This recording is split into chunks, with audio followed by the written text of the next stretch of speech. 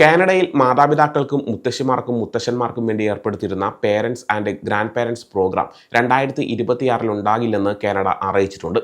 അതുകൊണ്ട് കനേഡിയൻ പൗരന്മാരുടെയും സ്ഥിരം താമസക്കാരുടെയും മാതാപിതാക്കൾക്കും മുത്തശ്ശന്മാർക്കും മുത്തശ്ശിമാർക്കും ദീർഘകാലം കാനഡയിൽ താമസിക്കാൻ ഇനി സൂപ്പർ വിസ മാത്രമേ ഉള്ളൂ.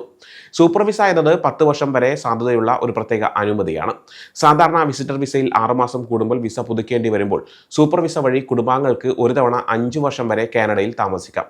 ഈ കാലാവധിക്ക് ശേഷം രാജ്യത്തിന് പുറത്തുനിന്നും വീണ്ടും 2 വർഷം കൂടി താമസിക്കാനുള്ള അനുമതി നേടാം. കാനഡയിൽ താമസിക്കുന്ന ഒരു പൗരന്റെയോ സ്ഥിരം താമസക്കാരന്റെയോ മാതാപിതാക്കളോ മുത്തശ്ശന്മാരോ മുത്തശ്ശിമാരോ ആയിരിക്കണം അപേക്ഷകൻ. കാനഡയ്ക്ക് പുറത്തു നിന്നാണ് അപേക്ഷിക്കേണ്ടത്. മെഡിക്കൽ പരിശോധനകൾ പാസ്സാകണം.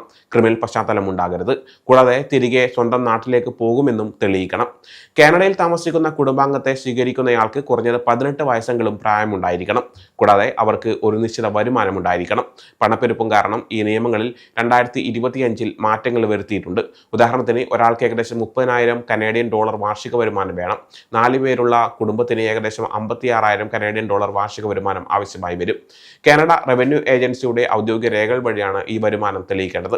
അപേക്ഷയുടെ ഏറ്റവും പ്രധാനപ്പെട്ട ഭാഗങ്ങളിലൊന്നാണ് സ്വകാര്യ മെഡിക്കൽ ഇൻഷുറൻസ്. കനേഡിയൻ കമ്പനിയിൽ നിന്ന് കുറഞ്ഞത് 1 വർഷത്തേക്ക് സാധുതയുള്ളതും 1 ലക്ഷം കനേഡിയൻ ഡോളറിന് തുല്യമായ കവറേജ് ഉള്ളതുമായ ഇൻഷുറൻസ് വാങ്ങണം. ഈ ഇൻഷുറൻസ് മുഴുവനായി മുൻകൂട്ടി പണം നൽകി വാങ്ങേണ്ടതാണ്. വിമാനത്താവളത്തിലെ ഉദ്യോഗസ്ഥർക്ക് ഇത് പരിശോധിക്കാൻ ആവശ്യപ്പെട്ടേക്കാം. സൂപ്പർ വിസ ദീർഘകാലം താമസിക്കാൻ അനുവദിക്കുമെങ്കിലും ഇത് ഒരു വിസിറ്റർ വിസയാണ്. അതുകൊണ്ട് വിസയുള്ളവർക്ക് കാനഡയിൽ ജോലി ചെയ്യാനോ ദീർഘകാലം പഠിക്കാനോ കഴിയില്ല.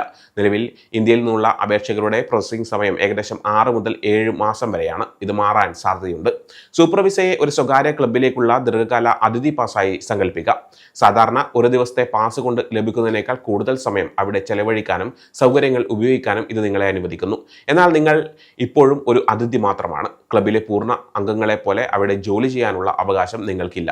കാനഡയിൽ മാതാപിതാക്കൾക്കും മുത്തശ്ശന്മാർക്കും മുത്തശ്ശിമാർക്കും ദീർഘകാലം താമസിക്കാൻ സൂപ്പർ വിസയാണ് ഇപ്പോൾ ഏക മാർഗം.